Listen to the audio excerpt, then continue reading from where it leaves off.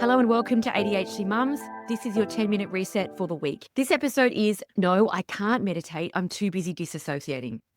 Now, if you've ever sat down to meditate and instead of peace, you've just felt panic, if closing your eyes makes your skin crawl or silence feels like something's going wrong and you're panicking, this may be a really good episode for you to listen to. You may be disassociating. And I want to do this episode because I've noticed on social media there's a lot of videos coming out around disassociating, but yet I wonder if people really know what it is. And what it is that your body can be doing exactly what it was trained to do when rest felt unsafe. And it isn't necessarily a mindset issue, like you've just got to attempt to meditate, you've just got to concentrate more, you've got to try harder. It's not necessarily a mindset issue in terms of meditating or yoga or relaxing. It's not necessarily resistance. It can be your nervous system responding to threat, and it can be like a survival piece. So many neurodivergent women I hear say, I should meditate, I should slow down, I should be able to be present, but they can't. Then get angry with themselves for failing to relax and failing to meditate and failing to do yoga as if it was like something that they had to achieve. You may not be failing at mindfulness, but your nervous system might be stuck in like a threat mode. And stillness may be something that used to come before something bad happened. So for example, if a meditation app says just breathe, your body may think, last time I just slowed down and breathed, something really bad happened. You may think to yourself, last time I sat down and had a cup of tea, all of the housework and all of the stuff I had to do piled up and I forgot about something major. I can't stop the productivity for a second because too much will build up and I'll be under too much pressure. I have to keep moving. You may have beliefs around that is to do with your upbringing or your experience of being a mother, and that may be how you survive. Disassociation is really a survival response, and it's not just daydreaming or it's not just spacing out for a moment. And it's almost used in a casual setting nowadays, which is why I wanted to bring it up, because social media says, I was just disassociating when my phone rang. And I'm like, wow, do these people know what disassociating even is? So disassociating is really a neurological safety mechanism. It can be an escape hatch for your nervous system, particularly when a situation is feeling overwhelming or it's too hard, too much to stay present. It can feel confronting. So some people use this as a survival response and some people don't. So what is happening in the brain if you're disassociating is that your brain can perceive stress or threat, and it goes into those 4 Fs: fight, flight, freeze, or fawn. Or if those don't work and they don't even feel safe, it does something else, and that is disconnect. The prefrontal cortex, which is your thinking brain, can go offline.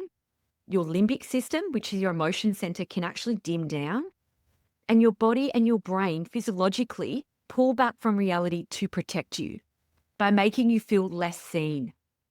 A lot of people talk about this in trauma. I disassociated. It's not a conscious decision. It's a neurological shutdown. And it really says in its heart is being here is too much. Let's not be here. So what does it feel like? How do you know if you're disassociating? A lot of people say it feels like you're floating above your body.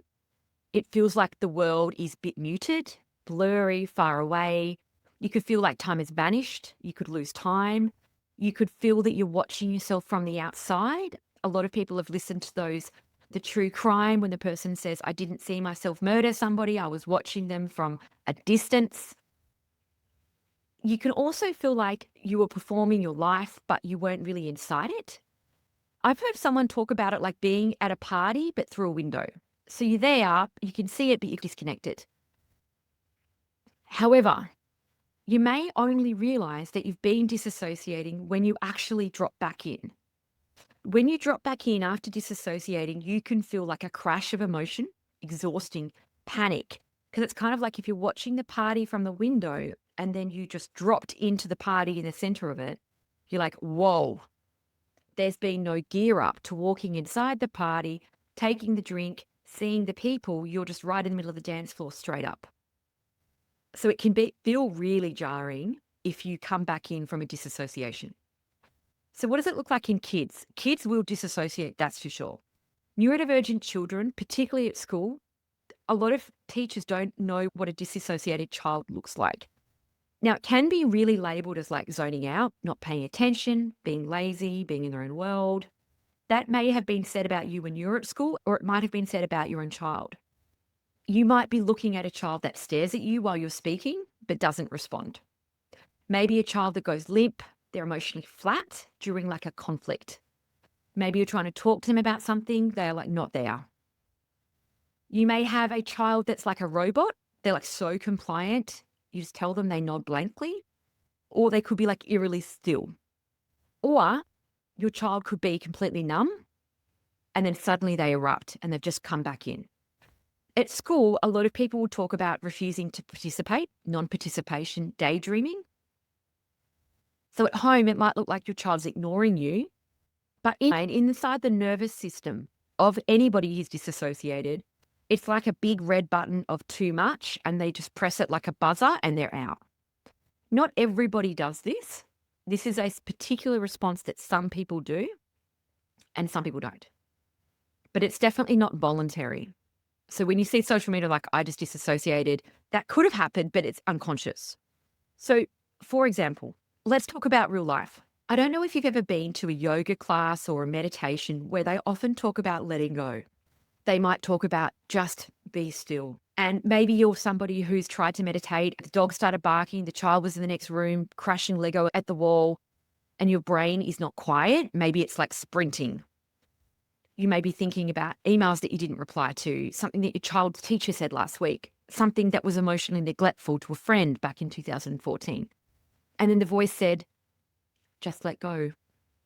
I mean, I actually laugh when people say just let go because I've stripped it right back and I feel like if you can let go, you really have to have an experience of being held. So they talk about holding it all, feeling held and then letting go. I don't really connect to having an experience of being held. Like I've always been the one holding things, holding the house, the kids, the calendar, the feeling, the work, the stress, the load. So for me, when it's letting go, I feel like to who? Letting go like of all the things because there's no safety net. There's nothing to let go to.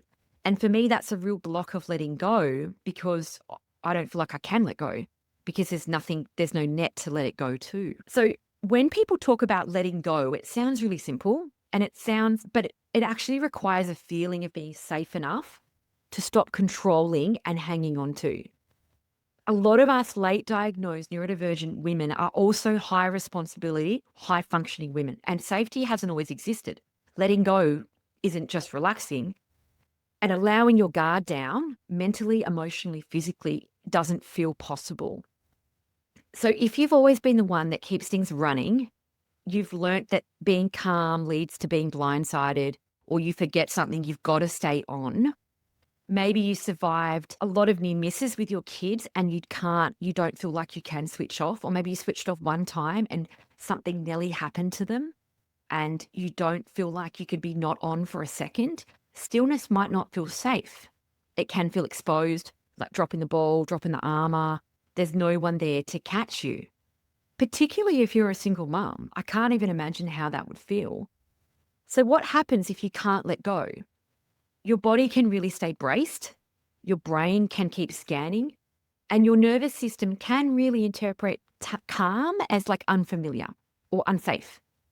And so if someone says, just let go, I suppose what they really mean is stop gripping so tightly. That's something that I can at least think about as a possibility. But for my body, grip is survival, and I have to keep that uptight, upright, clenching on for dear life. That has held me together. So just releasing it because someone said so doesn't always feel like I can do it. And it feels like dangerous to do that. So sometimes when you're in that place, your body, your mind can disassociate unconsciously instead. So it can be about what your body remembers. And that's from the book, The Body Keeps Score, where disassociation is a state where your body keeps functioning, but your mind is offline.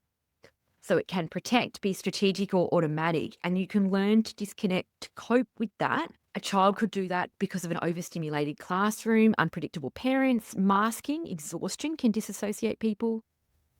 Even, to be honest, like the chronic daily invalidation and the experience of being gaslit for neurodivergent women can actually lead to disassociation. Or if you're chronically dysregulated, meditation can actually expose disassociation rather than actually soothe you. So let's talk about what we can do. One, if you do choose to meditate, you may have to regulate first. It's going to be really difficult for you to let go and drop into stillness if you actually don't feel safe and your nervous system is on. You might have to try movement first. You might have a weighted object, sensory toy, that kind of thing. You might have to have sound, music to actually get regulated. Some people can't just sit in a moment of intense emotion and then just meditate. You also may need to reframe the whole thing. Meditation can hold complex emotions if you've struggled to do it in the past. You might want to call it something else, like listen to my body, practice being present, check in for 60 seconds, have a cup of tea by myself, and building those moments slowly. If you notice that you are somebody that disassociates, please don't see that as a failure. It's just information, it's important, and you should record it. And be curious, when do you or your child disassociate? What did you feel before you spaced out? What did your child do? What was the situation? What could have triggered it? Were you alone? Were they alone? Was it a sibling? Who was it? What part of them felt unprotected? Depending on your child's age, ask them how it felt. And start to map out your nervous system and prioritize safety. So the first step shouldn't be meditating or doing yoga or doing something that might be out of grasp. You may need to strip it back to just being present in your body. So it's not that you're bad at meditating, and it's not that disassociating is bad. It just means this may be your survival response. And if it is, stillness isn't actually like a failure, but it can be where you were abandoned. So it can feel hard. And coming back to yourself slowly in your own way is a really great first step. So you don't need the 10-minute meditation to prove that you're starting your healing and that you're doing self-care necessarily. But you could start to build in a 5-second pause, a 10-second pause, and start to build those feelings. So that is your quick reset for the week. You have already started just by listening. You are allowed to be a work in progress, and you are powerful. I'll be right here next time you need a reset next week. Thank you so much for listening. Please follow me on Spotify or Apple. Leave me a review. I read them all. I love them. Please share this with a friend or join the Facebook community and share your experience. Thank you so much for listening. Until next week.